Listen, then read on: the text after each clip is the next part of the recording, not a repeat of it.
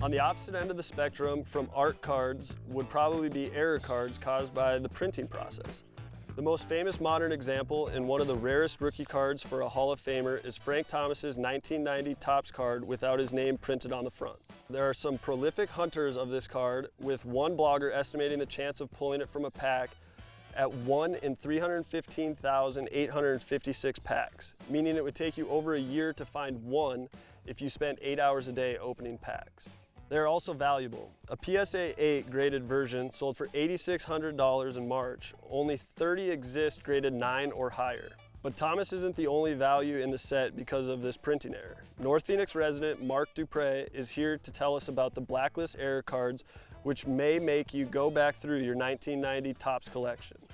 What these are actually 1990 Topps partial blackless cards. What a lot of people don't realize is the 1990 Topps Frank Thomas no name on front. Yeah. It actually has 12, 13 cards surrounding it that are actually part of that blacklist void. All right. And that's what these cards are. They're actually the cards that surround the Frank Thomas, where you can see where the black is actually missing. You can see how that oval would go through the entire So like when piece. they were all printed, the sheet had like a line through it where it missed all the black.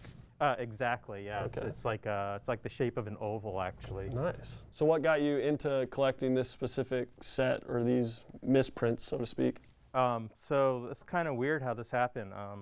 My dad was in the military, so we lived in Japan for most of my life, and we were actually buying baseball cards at a shop in the military base. Okay. So we get home, we open up these packs, and it's super rare to get baseball cards in Japan. Yeah. Super rare. So we were super excited when we got home, and this was before they actually knew about the Frank Thomas misprint. So we open up our packs, and we are pretty upset because we have these garbage packs that have a bunch of cards in there with no black ink on them. Oh. So I slapped them in a box, and my mom gave them to me in 1997. I was just your typical fat dad sitting on the couch going through my old baseball cards. Yeah.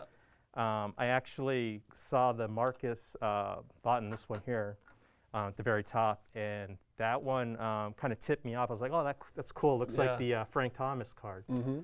Stuck the rest of the cards in the recycling bin, only pulled out that one, and just happened to look it up on eBay and saw that people were asking some crazy money for it. And then looked it up on the internet, and lo and behold, there's a whole community out there that collects these. Yeah. So did you run back out to the recycling bin and grab the rest out? Right away.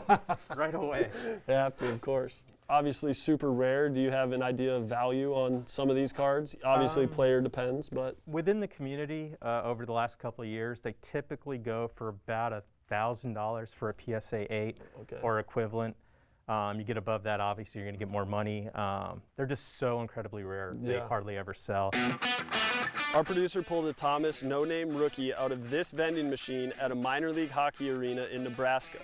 He bought the remaining packs in the machine and put them in this box where they've sat until today.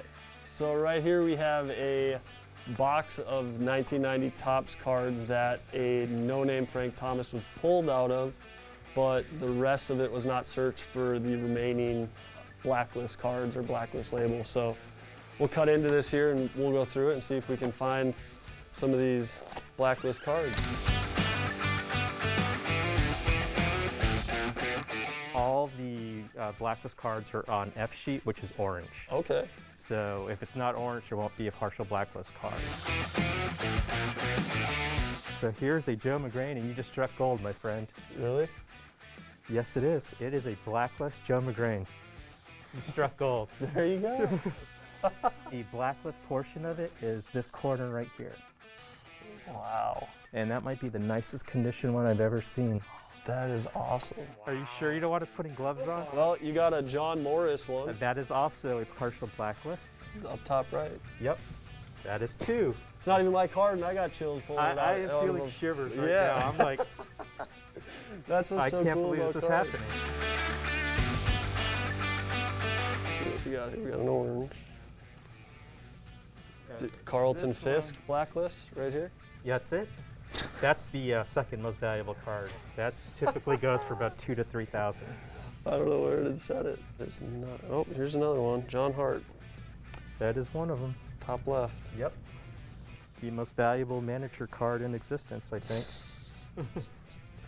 This is nuts. Let me set that one over there. This is probably the largest stash found since at least that were already open, that weren't new. So this is pretty cool. That's what's so cool about cards is like, it's always changing. There's always something.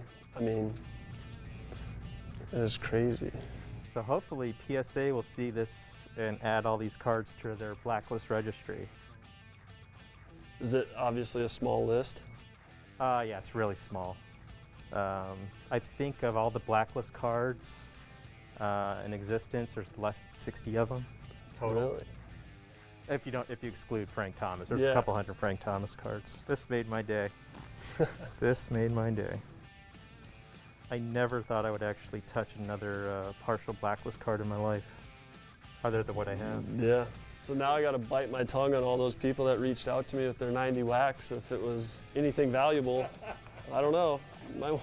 Hopefully they didn't throw it away.